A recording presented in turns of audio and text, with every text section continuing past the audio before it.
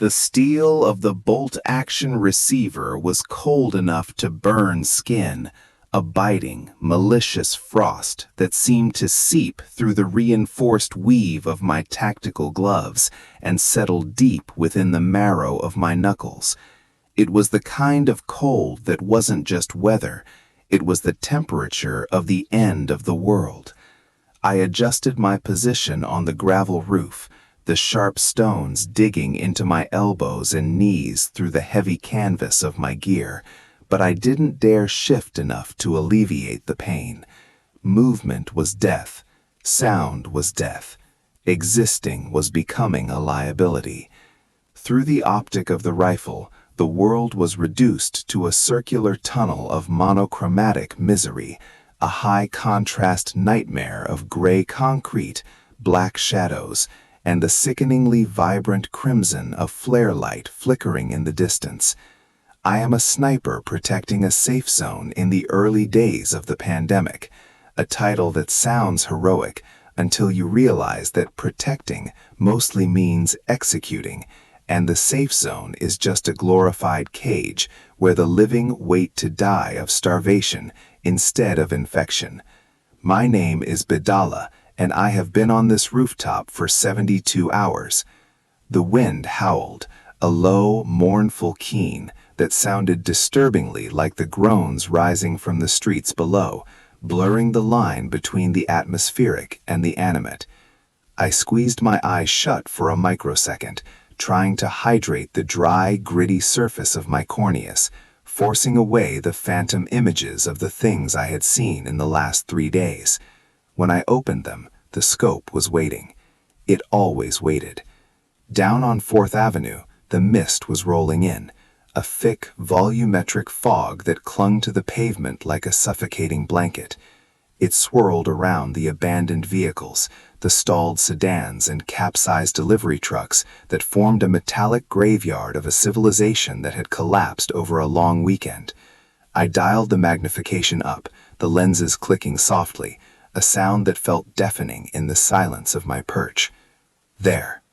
Movement, not the swaying of a loose street sign or the flutter of trash caught in an updraft, but the erratic, biological staccato of something wrong. A figure emerged from the alleyway next to the old laundromat. Through the glass, the details were horrifyingly crisp. It was wearing a suit, tattered and stained with fluids that had dried into a crust almost black under the moonlight. One shoe was missing. The gait was a shambling lurch, a neurological misfire where the brain commanded step and the body answered with a spasm. I held my breath, the rhythm of my lungs pausing as I centered the crosshairs. This was the job. This was the burden. The figure turned its head, and for a moment the ambient light caught its face, slack-jawed, eyes clouded with cataracts of milk-white decay, skin the color of wet ash. It wasn't hunting, it was just existing, drifting. But it was drifting toward the barricade, toward the terrified families huddling in the community center I was sworn to overwatch. My finger hovered over the trigger, the pad sensing the curve of the metal. The slack in the trigger pull was a microscopic journey, a prelude to violence. I exhaled, watching the vapor of my breath dissipate in the freezing air, counting the heartbeats thumping against my ribcage. 1, 2, 3. The recoil would be a kick, a reminder of force, but the bullet would be a deliverance. I wasn't just a shooter. I was the filter between the chaos and the remnants of order. The psychological weight of the rifle felt heavier than its physical mass. Every pull of the trigger chipped away a piece of the man I used to be, an accountant, a father, a neighbor, and replaced it with this cold, mechanical instrument of survival. I watched the figure stumble over a curb. It didn't react to pain. It simply corrected its balance with a sickening snap of a knee joint and continued. That was the horror of it, the relentlessness. They didn't tire. They didn't fear. They were an ocean, and I was trying to hold back the tide with a teaspoon. I scanned the perimeter again, checking my six, checking the fire escapes on the adjacent buildings. Paranoia was the only currency left. A shadow moved in the periphery of the scope's vision, a darker shade of black against the brickwork. Another one? No. A pack. 3 of them, moving with a terrifying synchronization that suggested a hive mind or just basic predatory instinct. They were drawn to the heat, to the smell of the living, to the vibrations of the generator humming 2 stories below me. I shifted the barrel, the bipod scraping almost inaudibly against the roof tar. The lead creature was faster, leaner, its clothes stripped away to reveal emaciated muscle pulled tight over bone. It looked up, directly at me, or at least toward where I lay hidden in the gloom. A shiver that had nothing to do with the temperature rattled down my spine. This was the Tullahome, the clash of wills, the dead against the living, the hungry against the haunted. I tightened my grip on the stock, pressing my cheek weld firmer. The smell of gun oil and old sweat was my perfume now. I had to prioritize. The fast one first, then the suit, then the trailers. It was a math problem with lethal variables. I squeezed. The rifle cracked, a thunderclap that shattered the stillness of the night. The muzzle flash was a blinding strobe, illuminating the rooftop in a split second of harsh artificial daylight. Through the scope, I saw the impact, a mist of dark fluid. The fast one dropped like a marionette with cut strings. I didn't celebrate. I didn't mourn. I worked the bolt. Clack, clack. The brass casing ejected, spinning through the air to ping against the gravel, a bell tolling for the fallen. I reacquired the target. The others hadn't fled. They had accelerated. The noise was a dinner bell. This was the mistake of the early days. We thought guns were the answer, but they were also the invitation. Now the street below began to churn. Shadows detached themselves from the darkness. The swarm was waking up. I fired again and again. The rhythm of the bolt action became a frantic dance, a desperate attempt to maintain the barrier. My shoulder ached, a deep bruising throb, but adrenaline masked the worst of it. I was Behdala, the guardian of the gate, and the night was only just beginning. The heat radiating off the barrel began to distort the air in front of the scope, a mirage of shimmering waves that turned the monsters below into liquid ghosts. I didn't stop. I couldn't stop. The concept of conserving ammo had evaporated the moment the first screamer breached the fatal funnel. Now it was just math and mechanics, physics and biology colliding in a spray of pink mist. I was a machine converting brass into silence, but the silence wasn't sticking. Every crack of the .308 was a thunderclap in the urban canyon, bouncing off the glass facades of the dead financial district, broadcasting our location to every infected synapse within a 3-mile radius. Clack, clack, boom. Target, center mass. The kinetic energy of the round lifted a woman in a shredded business suit off her feet, throwing her backward into the path of the Horde. They didn't stumble. They trampled her. The sheer hydraulic pressure of bodies pressing against bodies was terrifying. It wasn't a crowd. It was a fluid, dynamic event, a flash flood of meat. Through the optic, I watched the galvanized steel fence, our primary line of defense, bow inward. The chain link groaned, a metallic shriek that cut through the gunfire. Behind the fence, the ground team was faltering.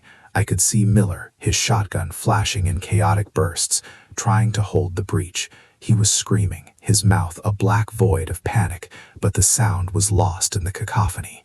"Roof, this is Gate." The radio on my vest crackled, the voice distorted by fear and static. "We are combat ineffective. Repeat, we are buckling." "We need suppression on the east flank." "Copy," I whispered, though I doubt they heard me. I shifted my aim. The east flank was a shadowy alleyway that had vomited a fresh wave of runners. These were different, fresher. The virus, or whatever the hell this biological nightmare was, hadn't dehydrated them yet. They moved with Olympic speed, sprinting on all fours, bounding off the brickwork like demonic parkour artists.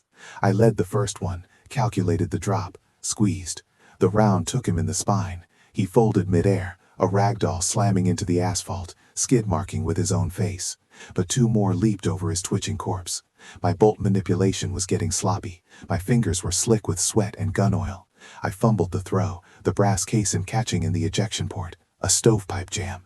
Damn it, I hissed, adrenaline spiking into a cold, prickly heat across my scalp. I racked the bolt back, digging my fingers into the hot action to pry the spent casing free. It burned my skin, a searing kiss of copper, but I ignored it. The casing clattered to the roof. I slammed the bolt home, reacquired. Too late. The runners hit the line. I watched through the scope, helpless for a split second, as the lead runner, a teenager wearing a varsity jacket soaked in black bile, launched himself over the barricade. He didn't tackle Miller. He collided with him. The impact sounded wet. Miller went down, the shotgun clattering away, and instantly the runner was on him, teeth searching for the soft arterial warmth of the throat. Miller's arms flailed, beating against the thing's skull, but it was like fighting a thresher. I centered the crosshairs. The distance was 150 yards. Miller and the infected were a tangle of limbs. If I missed, I'd blow Miller's lung out. If I waited, he was dead anyway. Forgive me, I muttered. Boom! The varsity jacket exploded outward in a puff of down feathers and gore. The runner went limp. Miller scrambled backward, crab-walking through the dirt, his face a mask of blood. Whether his or the creature's, I couldn't tell. He grabbed his shotgun and fired blindly into the gap, decapitating the next one through. But the hole was open. The dam had cracked. The swarm poured through. This is the part of the apocalypse movies don't show you. The speed of failure. Civilizations don't end with a whimper. They end with the frantic, tearing sound of a perimeter breach. The safe zone, a converted parking lot reinforced with sandbags and stolen construction fencing, dissolved in seconds. I watched people I had shared coffee with that morning get pulled down. It wasn't a fight, it was a harvest. I fired until the magazine was dry. The bolt locked back on an empty chamber. I reached for a fresh mag, my hand trembling, and that's when I heard it. Not from the street, from behind me. The scrape of metal on concrete. I froze. The rooftop access door. I had welded it shut 3 days ago. I had piled cinder blocks against it. But the sound wasn't the door opening. It was the sound of something dragging itself over the parapet wall on the north side of the roof. We were 6 stories up. The walls were sheer concrete. Nothing should be able to climb that. I dropped the empty rifle, letting it hang by the sling, and drew the customized 1911 from my chest rig. The grip felt small in my hand compared to the rifle. I spun around, the tactical light on the pistol cutting a stark white cone through the darkness of the roof. Nothing. Just the AC units humming, the vents spinning lazily, and the endless scream of the city below. Then, I saw the hands. They gripped the edge of the roof wall, pale and elongated, fingers looking like broken twigs that had healed wrong. The fingernails were gone, replaced by exposed bone worn down to sharp points. It pulled itself up. This wasn't a runner. This wasn't a shambler. This was something else. It was emaciated. Its skin pulled so tight over its ribs that it looked like vacuum-packed meat. It had no eyes, just empty sockets weeping black fluid.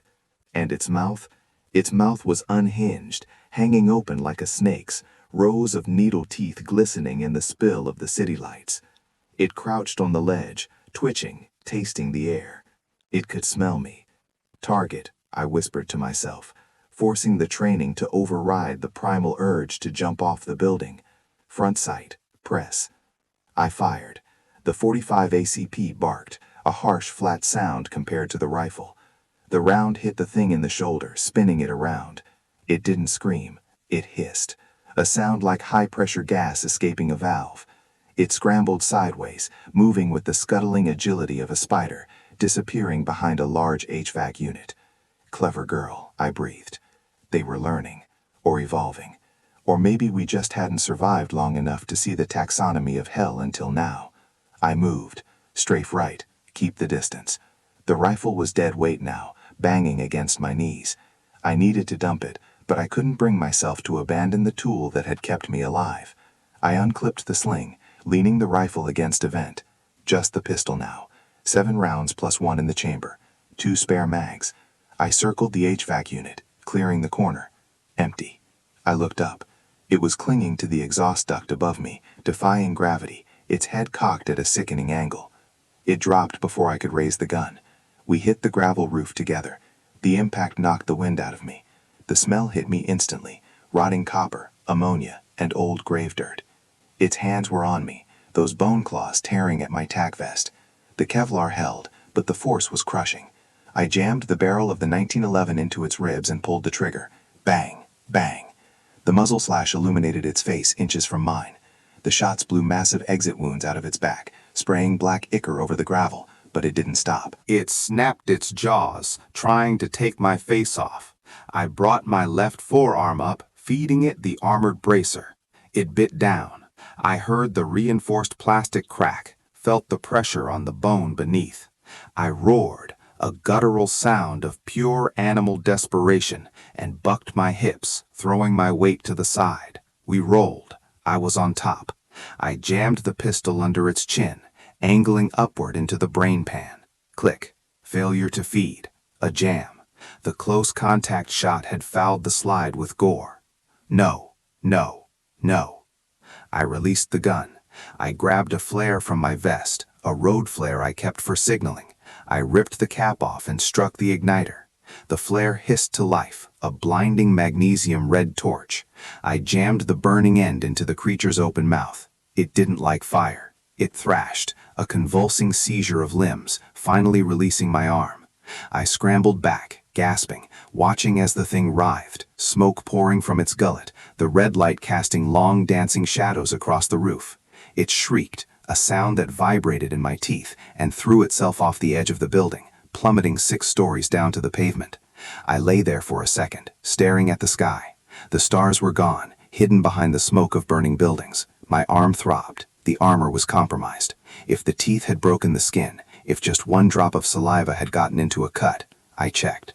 The bracer was shattered, the heavy canvas underneath soaked in black slime, but the skin looked intact. Bruised, hell yes. Broken? Maybe not. I wiped the slime off with a rag from my pocket, dousing the area in hand sanitizer until it burned. I retrieved my 1911, cleared the jam, racked a fresh round, picked up the rifle. The radio was silent. No, not silent, just static. The screaming from the street had changed. It wasn't panic anymore. It was the wet, slurping sound of feeding. The safe zone was gone. I went to the edge and looked down. The floodlights were still on, illuminating the carnage. The courtyard was an abattoir. The infected were crouched over the bodies of the refugees, jerking their heads up and down, tearing, eating, and then they stopped. As 100 heads snapped up, 100 pairs of dead, milky eyes looked toward the building, toward the roof. They knew where the dinner bell had rung from. The stairwell door behind me, the one I had welded shut, boomed. Once, twice. The cinder blocks I had stacked against it shifted, grinding against the floor. Boom. They were inside the building. They were coming up. Panic is a cold water shock. It freezes you. But terror? Terror is heat. Terror is fuel. I looked at the fire escape on the south side. It was a rust bucket ladder that didn't go all the way down. It ended in an alleyway that was currently choked with bodies. No exit there. The adjacent building. It was a pre-war brick structure, a few feet lower than my current position, separated by a gap of maybe 8 feet. 8 feet, with 50 pounds of gear? Under normal circumstances, doable. With a bruised shoulder, a potential concussion, and the legions of the damned breaking down the door behind me, it was a suicide jump. Boom. The door groaned. The weld marks were glowing hot from the stress. A crack appeared in the metal. I tightened the straps on my pack. I checked the rifle sling. I walked to the edge of the roof, gauging the distance. The gap looked like a canyon. The darkness between the buildings was an infinite drop. I am Behdala, I whispered, the mantra tasting like ash. I am the guardian. But there was nothing left to guard. Now I was just prey. The door exploded outward. Blocks tumbled. The metal door flew off its hinges, clattering across the roof. They poured out. Not the slow ones, the fast ones. A tidal wave of screeching, flailing limbs. They scrambled over each other, a pyramid of flesh rising to consume me. I didn't look back. I ran. My boots pounded the gravel. My breath was a ragged tear in my chest. I hit the edge of the parapet and launched. For a second, I was flying, weightless, suspended in the void above the city. The silence was absolute. Then gravity remembered my name.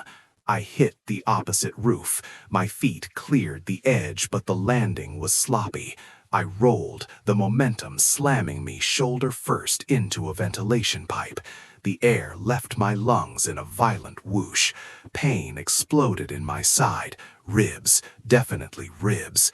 I scrambled up, turning back to the gap. They were at the edge, a dozen of them. They didn't hesitate. They leaped. But they weren't calculating the jump. They were just following the prey drive. The first three fell short, plummeting silently into the alleyway between the buildings. The fourth one caught the edge, its fingers hooked onto the gutter of my new sanctuary. It hung there, swinging, pulling itself up. I drew the 1911. Access denied, I grunted. One shot, right between the eyes. It let go, falling backward into the dark. I backed away, keeping the gun trained on the gap. More were gathering on the other roof, screeching, pacing. But the pile of bodies in the alleyway had seemingly taught them caution. Or maybe they were just waiting for the alpha, the wall crawler, to show them the way. I was alive. I was alone. And I had just lost the only safe ground in the city. I turned to assess my new position. This roof was different, flat, tar-papered, clutter-free, except for the door to the stairwell. It was open, and from the darkness of the stairwell, a soft yellow light was spilling out. Not a tactical light, a lantern. And the smell, cooking meat, not the rot of the infected, not the copper of blood. It was bacon. I lowered the weapon slightly, confusion warring with adrenaline. Who in God's name was frying bacon in the middle of a Class 5 outbreak? I approached the open door, stepping softly, rolling my feet heel to toe to silence the crunch of my boots. I peered into the stairwell. A man was sitting on the top step. He was wearing a hazmat suit, stripped to the waist, the yellow rubber arms tied around his hips. He wore a tuxedo shirt underneath, stained with grease and soot. He was cooking over a camping stove. He looked up at me. He didn't look surprised. He looked bored. "You're loud," he said. His voice was raspy, like he'd been smoking filterless cigarettes since birth. "You brought the neighbors." I kept the gun on him. "Who are you?" "Does it matter?" He flipped a piece of meat in the pan. "You're the sniper from the parking garage, Behdala. I've been watching you. You have a decent trigger pull, but your situational awareness is garbage." "They're on the other roof," I said, gesturing behind me. "They can jump." "No, they can't," the man said. "Not the runners, only the stalkers. And I rigged the gap with monofilament wire yesterday. If a stalker tries to jump, it'll arrive in 3 separate pieces." He pointed a greasy spatula at me. "You look like hell, Bert. Can I call you Bert? You look like a Bert." "How do you know who I am?" "I know everyone who isn't dead yet. It's a short list." He tapped the step beside him. "Sit down. Eat. We have about 20 minutes before the swarm figures out the fire escape situation. Then we have to move." I didn't sit. I checked the corners. I checked the shadows. "Move where?" He smiled, and it was a jagged, unpleasant thing. "The sewers, Bert. The streets belong to them. The roofs are compromised. But the tunnels are a whole different game, and I need a shooter." I looked back at the gap. The infected were screaming, a chorus of damned souls. I looked at the man with the bacon. "I'm not going underground," I said. "That's a coffin." "Everything is a coffin now," he replied, blowing out the lantern. "The only choice is whether you want a coffin with an exit." He stood up, grabbing the stove. "Act 2 is over, kid. Intermission. Grab a strip of bacon." "We're leaving." I hesitated.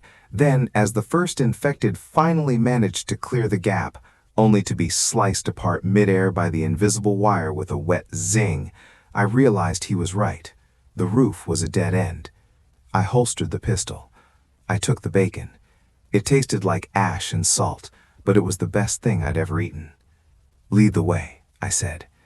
As we descended into the dark of the building, leaving the sky behind, the screams from the safe zone faded, replaced by the heavy, oppressive silence of the interior.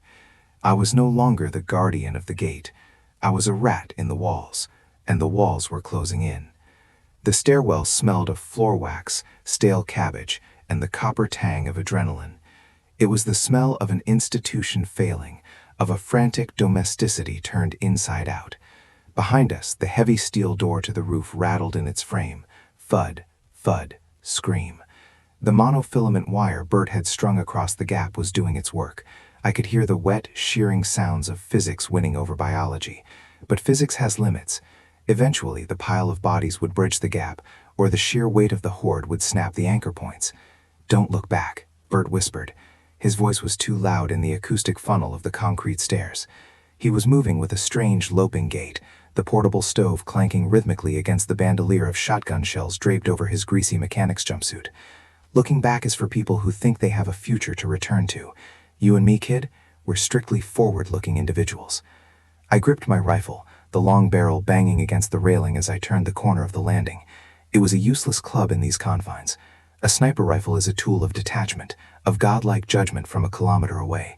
Here, in the throat of the building, it was just 10 pounds of dead weight. I reached for the pistol on my hip, my hand sliding on the bacon grease Bert had smeared there earlier. I wiped my palm on my pants, my heart hammering a frantic rhythm against my ribs. "Floor 12, Bert announced, stopping abruptly on the landing. He held up a hand, his fingers stained with soot and pork fat. "Listen." I froze. Below us, deep in the guts of the high-rise, there was a sound like rushing water, but it wasn't water. It was a chaotic, organic friction. Hundreds of feet shuffling on carpet, bodies slamming against drywall, a low, guttural moaning that vibrated through the soles of my boots. "They're inside," I whispered, the realization hitting me like a physical blow. The safe zone wasn't just breached at the perimeter. The infection was osmotic. It had seeped through the cracks. The lobby must have fallen. "Lobby fell 20 minutes ago," Bert said, checking a dive watch that encompassed half his wrist. "The doorman, nice guy, heavy drinker, probably let them in. Or he turned. Doesn't matter. The bottom is rising to meet the top. We're the creamy filling in a death Oreo." He pointed to the door marked 12. "We get off here." "Why? The stairs go down to the basement. You said the exit was underground." "Stairs are a fatal funnel, kid, textbook. If we keep going down, we meet the rising tide. We need to take the scenic route, lateral movement." He fished a key ring out of his pocket that looked like a janitor's nightmare, hundreds of keys jangling together. He selected one without looking, as if reading the brass by touch. "Apartment 12B, Mrs. Gable. Passed away 3 years ago. I never told management. Kept paying her rent. Figured a stash house is better than a savings account." He unlocked the door and shoved it open. We spilled into a hallway that smelled of dust and lavender. It was a time capsule. Lace doilies on the tables, plastic covers on the lampshades. The silence here was heavy, suffocating. The contrast between the grandma chic decor and the apocalypse howling in the stairwell was enough to induce vertigo. Bert moved the stove to his left hand and pulled a sawed-off shotgun from a holster I hadn't noticed before. It was taped together with electrical tape and prayer. "Shoes off," he said. "What?" "Carpet," he pointed. "You stomp around in combat boots, they'll hear you through the floor. The infected track sound like bats. Take 'em off. Socks only. Quiet as a mouse peeing on cotton." It was insane. It was suicidal. I unlaced my boots. I tied the laces together and slung them around my neck. I felt incredibly vulnerable standing in my wool socks on Mrs. Gable's floral carpet, holding a high-powered sniper rifle, while a man named Creepy Bert ate a strip of bacon he'd pulled from his pocket. "Kitchen," Bert commanded. We moved through the apartment. Outside the window, I could see the glow of fires from the city below, reflecting off the low clouds. The world was burning, and we were sneaking through a dead woman's living room. Bert shoved the refrigerator aside with a grunt of exertion. Behind it, the drywall had been cut away, revealing the dark, dusty cavity between the studs. He'd made a passage, a literal rat run. "Building code says there's 18 inches between units here," Bert mumbled, chilling. "Fire separation. Also a convenient highway for the discerning survivalist. After you." I looked at the dark hole. It breathed a draft of stale air and insulation fibers. "You want me to crawl inside the walls?" "Better than being digested in the hallway," he said. "Go. Keep your head down. Nails sticking out everywhere. Tetanus is a slow killer, but it still sucks." I squeezed into the gap. It was tight. The drywall pressed against my chest and back. I had to hold the rifle ahead of me, dragging it like a splint. The air was thick with the smell of old wood and fiberglass. I could hear the scurry of actual rats fleeing our intrusion. Bert squeezed in behind me, pulling the refrigerator back into place with a grunt. We were plunged into absolute darkness. "Keep moving." His voice came from right behind my ear. 12 feet, then drop down. I cut the header. We're dropping into 11B.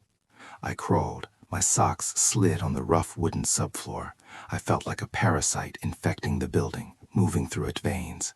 To my left, through the thin layer of drywall, I could hear the occupants of 12A. "Don't open it, Sarah. Don't open it," a man was sobbing. "Baby, it's me. Let me in," a woman's voice replied, but it was wrong. It was wet, gurgling. I froze. The woman was outside their door. The man was inside. "Keep moving," Bert hissed. "Not our movie. Not our scene."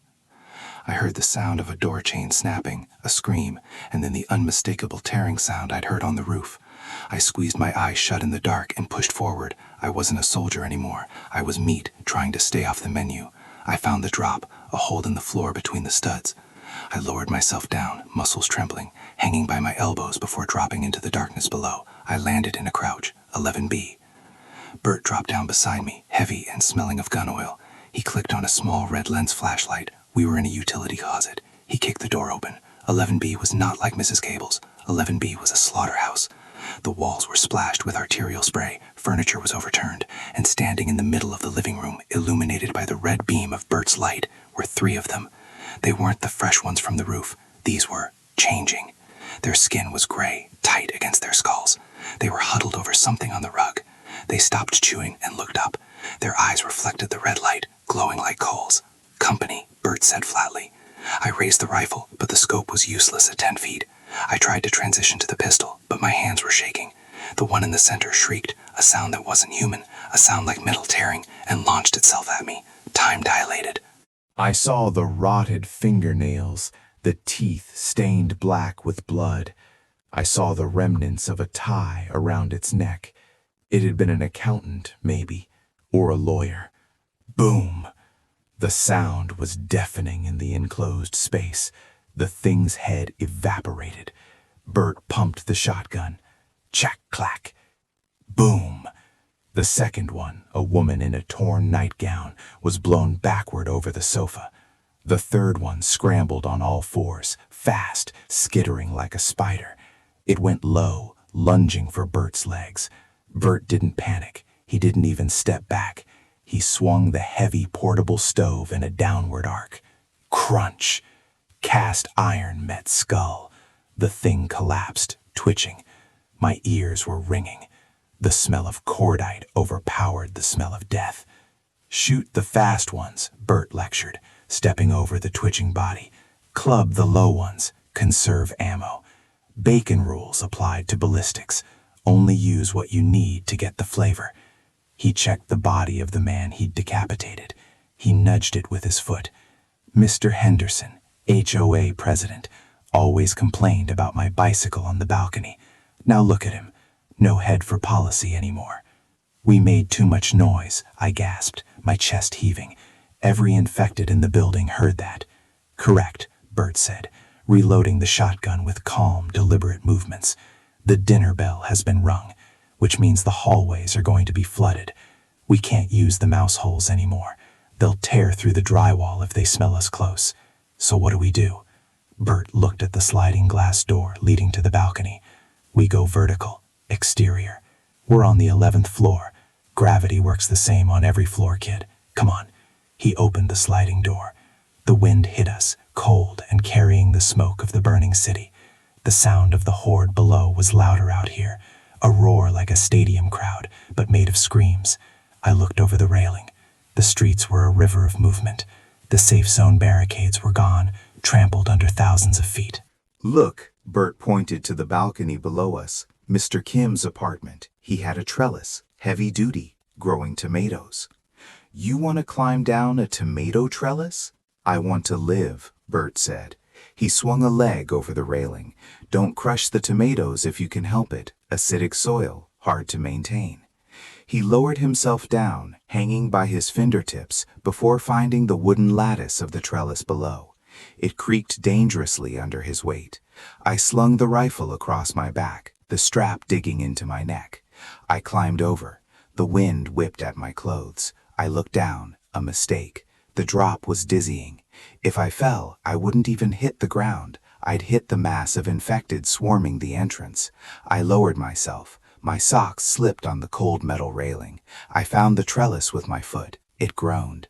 Easy, Bert whispered from below. Be light, be a feather, be a bacon-scented feather. We scrambled down to the 10th floor balcony. It was empty. The glass door was shattered inward. Inside, Bert hissed. Quick.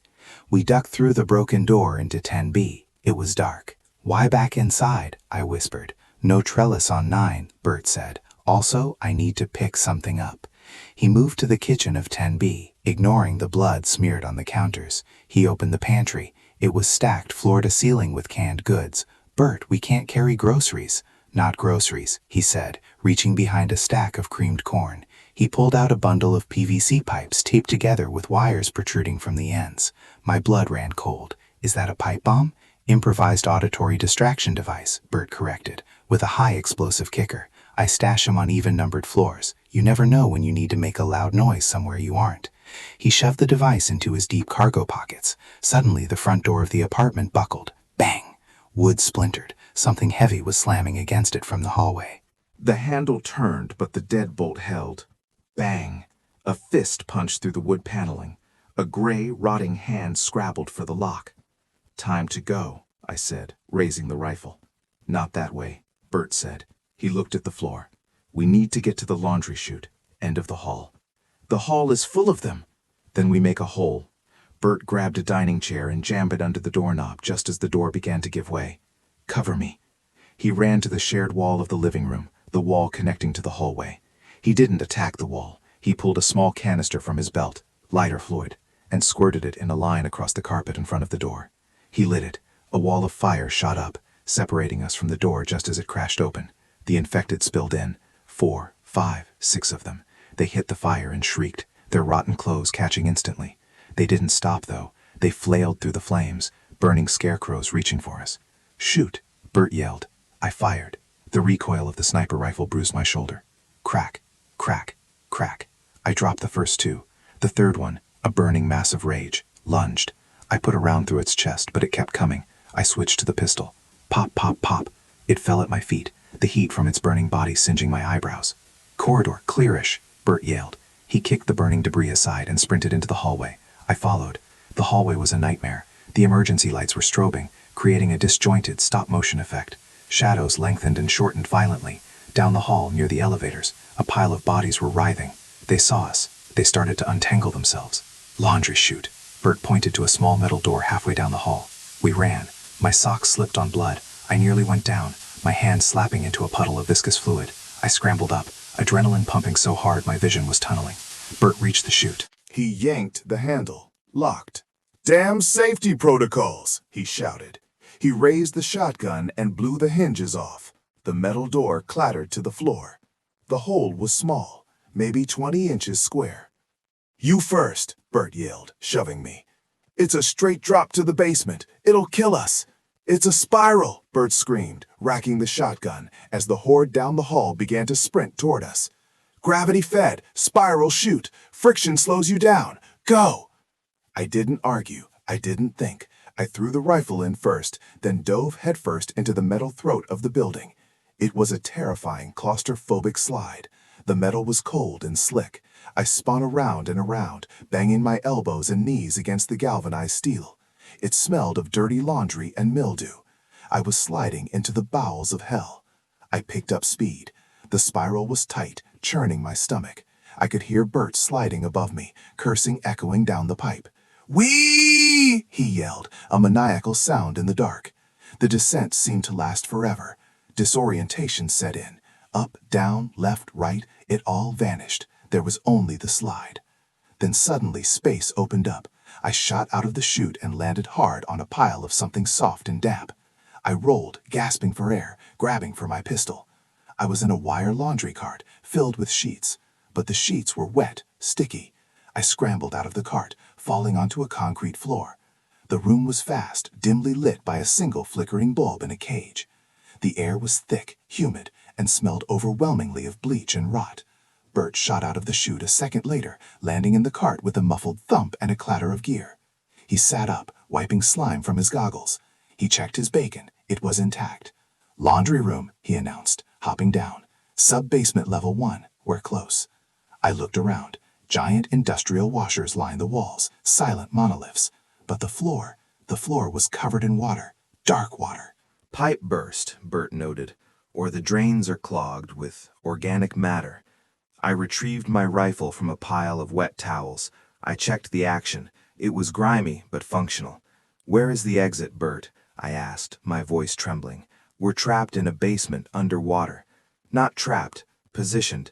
He waded through the ankle-deep water toward the far wall, where a massive boiler hummed aggressively.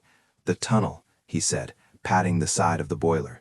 "Old steam tunnels, built in the 20s. They connect this building to the subway system, and the subway connects to the depot, and the depot has the train." "A train?"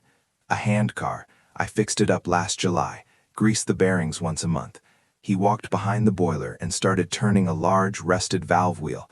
"Help me with this," he grunted. I slung the rifle and grabbed the wheel. The metal was cold. "On 3. 1, 2, 3. We heaved. The wheel screeched, rust grinding against rust. Slowly, a section of the brick wall behind the boiler began to slide inward. It was a hidden door, heavy steel faced with brick. "How?" I started. "My uncle built this place," Bert said, a rare moment of personal history. "He was paranoid, runs in the family, thought the Russians were coming. Turns out, it was the neighbors." The door opened enough for us to squeeze through. A blast of cold, earthy air hit us, the smell of the underground. "This is it," Bert said, "the exit coffin." We stepped through. Bert closed the heavy door behind us, spinning the internal locking wheel. The sounds of the building, the screams, the thumping, the chaos, were instantly cut off. Silence returned. Absolute, crushing silence. We were in a brick tunnel, arched ceiling, dripping water. There were tracks on the floor, narrow gauge. "Flashlights," Bert said. I clicked the light on my rifle. The beam cut through the darkness, illuminating dust motes that had been undisturbed for decades. "We walk 2 miles, Bert said, adjusting his pack. "Then we ride." We began to walk. The echo of our footsteps was the only sound. "Bert," I said after a few minutes, the adrenaline finally fading into a dull ache in my bones. "Back there, Mrs. Gable's apartment, you kept paying her rent." "Yeah." "Why?" "You knew she was dead." Bert stopped. He turned to me, his face illuminated by the backwash of the flashlight. He looked tired, older than I'd realized. The grime on his face couldn't hide the lines around his eyes. "Because," he said softly, "it was nice to pretend that something was normal, that the mail still mattered, that there was a reason to keep the lights on." He pulled the strip of bacon from his pocket. He looked at it, then offered it to me. "Here," he said. "You need the protein more than me. I've got reserves." I took the bacon. It was cold, covered in lint, and probably unsanitary. I ate it. "Thanks," I said. "Don't mention it," Bert grunted, turning back to the dark tunnel. "Now, keep your eyes peeled. Rats down here are the size of spaniels, and I'm not talking about the infected ones." We walked deeper into the dark. The safe zone was gone. The sky was gone. There was only the tunnel, the silence, and the man with the bacon, leading me toward a future that probably didn't exist. But for the first time since the outbreak started, I didn't feel like a target. I felt like a weapon. I checked my magazine. 3 rounds left. Bert. Yeah, kid. If we make it to the train, where do we go? Bert chuckled, a dry, rattling sound. West, he said. I heard there's a Costco in Nebraska that's fully fortified. And kid, they sell bacon in bulk. We marched on, 2 specks of light in the endless dark. The air down here didn't just smell, it tasted. It was a thick, copper-tinged soup of diesel fumes, stagnant water, and the distinct, cloying sweetness of rot that had been allowed to ferment in the absence of ventilation. Every breath felt like I was coating the inside of my lungs with the city's decomposing soul. We walked in a rhythm that wasn't quite a march, but was too purposeful to be a shamble, stepping over the greased wooden ties of the subway tracks. My boots were heavy, caked in the sludge of the safe zone's collapse, but the rifle, my bolt-action savior, felt light. Too light. 3 rounds. 3 pieces of lead and brass between me and the end of the world. Bert moved with a surprising grace for a man shaped like a bag of laundry. His gray jumpsuit, stained with grease and dried blood, blended perfectly with the concrete gloom. He didn't use the flashlight constantly. Instead, he flicked it on for a split second. Click, flash, click. Just enough to memorize the next 20 yards of track, then plunged us back into the suffocating dark. It was a technique born of paranoia, or perhaps a janitor's innate desire to conserve batteries. "Keep to the wall," Bert whispered, his voice bouncing strangely off the curved ceiling. "The 3rd rail is supposed to be dead, but supposed to be is how people get fried." I hugged the grime-slicked tiles of the tunnel wall. My fingers brushed against calcified cobwebs and unidentified slime. "How far is this train, Bert?" "Canal Street," he murmured. "Maintenance spur. Used to scrub the graffiti off the Q-line cars there back in '08. Nobody goes down there. It's a dead zone." "Why is it a dead zone?" He didn't answer. He just flicked the light again. In the brief strobe, I saw something that made my stomach lurch. The tracks ahead weren't empty. They were carpet. A sea of movement. "Stop," I hissed, bringing the rifle up. The scope was useless in this pitch black, but the weight of the stock against my shoulder was a grounding wire. Bert froze. "You hear it?" I did. It sounded like rain on a tin roof, a wet, skittering patter. But we were underground. "Rats?" I asked, my voice trembling. "Rats don't click," Bert said grimly. He turned the flashlight on and left it on. The beam cut through the darkness and revealed the blockage. It wasn't rats. It was a mound of trash, old newspapers and rags that had been piled waist-high across the tunnel. But the mound was moving. Thousands of roaches, each the size of a thumb, were flowing over the debris like a shimmering chitinous river. And amidst them, things that looked like rats, but moved with a jerky, broken gait, hairless, pale, with tumors bulging from their flanks. The infection hadn't just taken the people, it had seeped into the bedrock. "Oh, hell," Bert muttered. "Those ain't the spaniels, those are the sick ones." One of the pale rats turned toward the light. It didn't have eyes, just weeping sockets. It let out a high-pitched shriek that sounded terrifyingly like a human infant. "Don't shoot," Bert warned, putting a hand on my barrel. "Noise travels. We burn them." "Burn them? With what?" Bert reached into his deep Mary Poppins pockets and pulled out a spray bottle labeled industrial solvent, caustic, and a classic Zippo lighter. I was saving this for a stubborn stain, but improvisation is the mother of survival. He sprayed a stream of the chemical onto a rag he pulled from his belt, lit it, and threw it onto the trash pile. The solvent flared with a violent blue flame. The screeching intensified.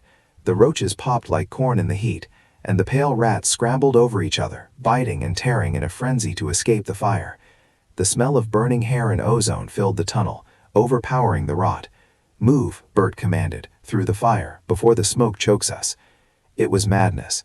We sprinted through the gap in the flames, stomping on crunching exoskeletons and kicking away the squealing, burning rodents. I felt a sharp nip at my ankle. Leather boots saved me, and then we were past it, lungs heaving, running deeper into the dark until the glow of the fire was a faint orange bruise behind us. We walked for what felt like hours. The silence returned, heavier than before. My legs burned, but the adrenaline kept the fatigue at bay. I kept checking the chamber. 1 round loaded, 2 in the pocket. "Bert," I whispered, "the safe zone, do you think anyone else made it?" Bert didn't look back. Optimism is a luxury, kid. Right now, assume we're the last 2 people on Earth. It keeps you sharp. If we find others, great. If not, you won't be disappointed when you find a corpse. He was cold, but he was right. The world I knew, the world of coffee shops and sniper nests and clear rules of engagement, was gone. There was only the tunnel. Finally, the air changed. It grew cooler, less stagnant. A draft. "Station approaching," Bert announced. We emerged from the tunnel into the cavernous expanse of a subway platform. It was a tomb. Emergency lights flickered on a dying circuit, casting long, erratic shadows that danced like ghosts.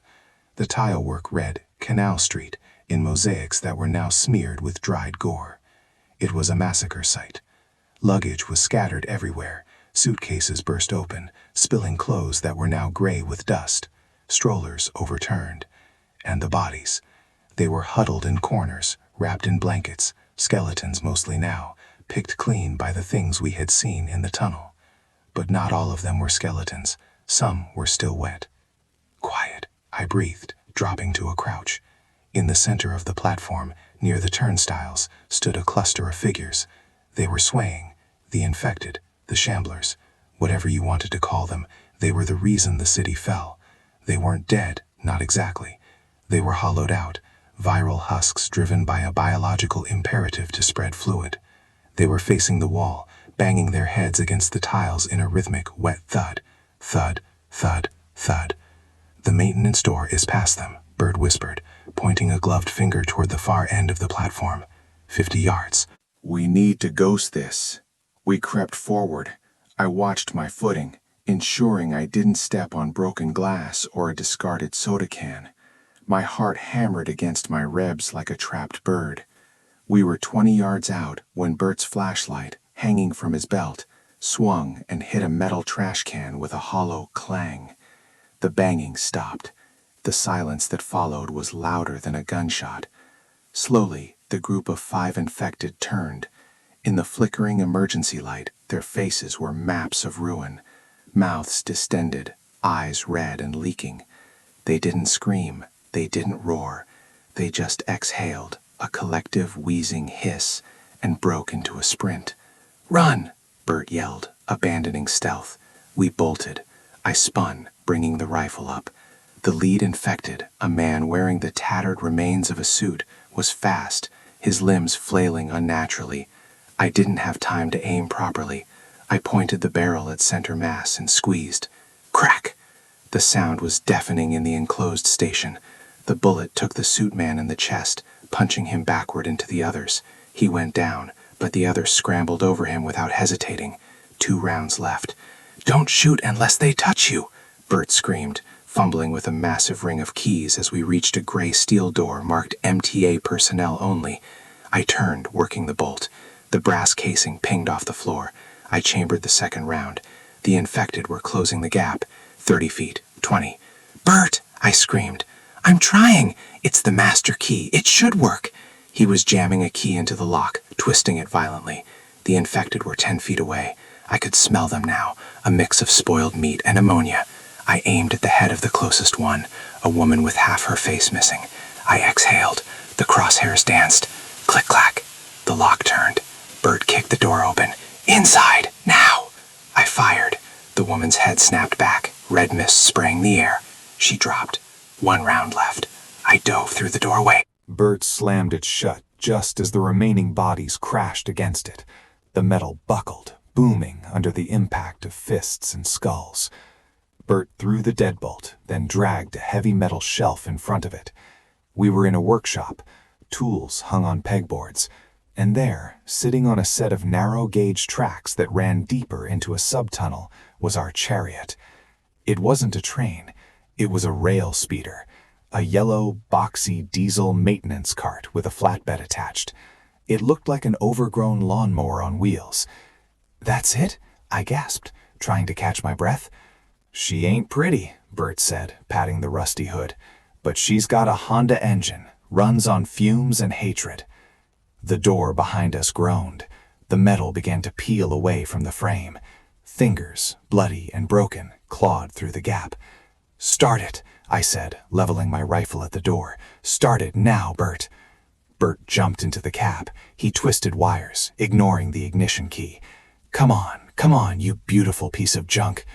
The engine coughed. It sputtered, died, and then roared to life, a thick cloud of blue smoke filling the small room. "Get on," Bert yelled over the noise. The door gave way. It didn't swing open. It fell inward, ripped off its hinges by the weight of the horde pressing behind it. Not just 3 or 4 now. The gunshot had drawn the whole station. Dozens of them poured in, a waterfall of gnashing teeth and flailing limbs. I jumped onto the flatbed of the speeder just as Bert slammed the throttle forward. The cart lurched, wheels screeching on the iron rails. We shot backward into the dark tunnel, leaving the workshop behind. But they were fast.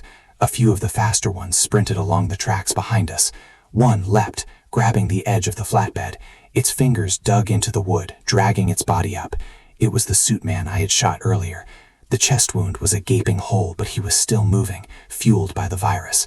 He pulled himself up, his jaw snapping inches from my boot. I looked at the rifle. 1 round. I looked at the tunnel ahead, pitch black. If I fired now, I'd have nothing for whatever lay ahead. I looked at Bert, focused on the controls, unaware of the passenger. I reversed the rifle, holding it by the barrel. I swung the wooden stock like a baseball bat. Thwack. The stock connected with the infected man's temple. Bone crunched. He lost his grip, sliding off the flatbed and tumbling onto the tracks. I watched him disappear into the darkness, run over by the nothingness we were leaving behind. "Clear," I yelled. "Hang on," Bert shouted. "We're hitting the main line." The speeder banked hard to the left, sparks flying as the metal wheels ground against the turn. We were moving fast now, maybe 30 miles an hour, but in the confined space, it felt like warp speed. The air whipped past us, cold and biting. We drove for an eternity. The adrenaline faded, replaced by a bone-deep exhaustion. I sat on the flatbed, legs dangling over the side, watching the tunnel walls blur. I counted the rivets on the rifle. Eventually, the darkness began to thin.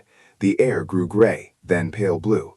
"Daylight," Bert called out. His voice sounded tired. The tunnel widened. We saw graffiti, then garbage, then the sky. We burst out of the tunnel mouth and into the blinding morning sun. I squinted, tears streaming down my face from the sudden brightness. We were outside the city.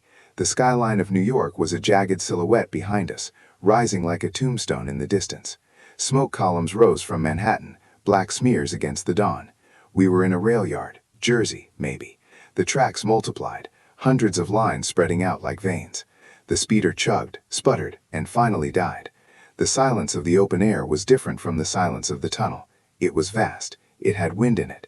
Bert climbed down from the cab. He looked smaller in the sunlight, older. The grime on his face settled into deep wrinkles. He took a bite of a granola bar he'd fished from a pocket. "End of the line for the local," he said, chewing thoughtfully. I hopped down, my boots crunching on the gravel. I looked back at the tunnel mouth. It was a gaping maw, a black eye staring at us. "We made it," I said, almost in disbelief. "We're out of the pot," Bert corrected. "Now we're in the fire, but at least the fire has better scenery." He pointed west, toward a line of rusted freight cars sitting on a siding. Beyond them, the highway stretched out, clogged with abandoned cars, but walkable. "Nebraska," I said. "Nebraska," Bert nodded. "I bet the bacon there is thick cut, none of that flimsy stuff." I looked at my rifle. I ejected the final round, caught it in the air, and polished it on my shirt before reloading it into the magazine. 1 round. Bert, I asked, slinging the rifle over my shoulder. Why me? You could have ghosted that tunnel alone. You know the layout better than anyone. I was just dead weight. Bert adjusted his tool belt. He looked at me, his eyes surprisingly clear beneath the bushy brows. Kid, he said, picking up a rusted crowbar from the ground and weighing it in his hand like a scepter. I'm a janitor. I clean up messes. But you're a sniper. You stop the mess from happening in the first place. He started walking toward the freight cars, his gait rolling and confident. Besides, he called back over his shoulder, who's going to watch my back when I'm negotiating for that bulk discount at Costco? I watched him go. A strange, dirty little man who had walked through hell with a pocket full of lint and a spray bottle. I laughed. It was a dry, rasping sound, but it was real. I adjusted my scope, checked the horizon for movement, and followed him. The city was behind us. The dead were behind us. Ahead, there was only the long, broken road. And somewhere, 1,000 miles away, a pallet of bacon with our names on it. Wait up, Bert, I said. I'm driving the next leg. In your dreams, kid, he grunted. I've got the keys.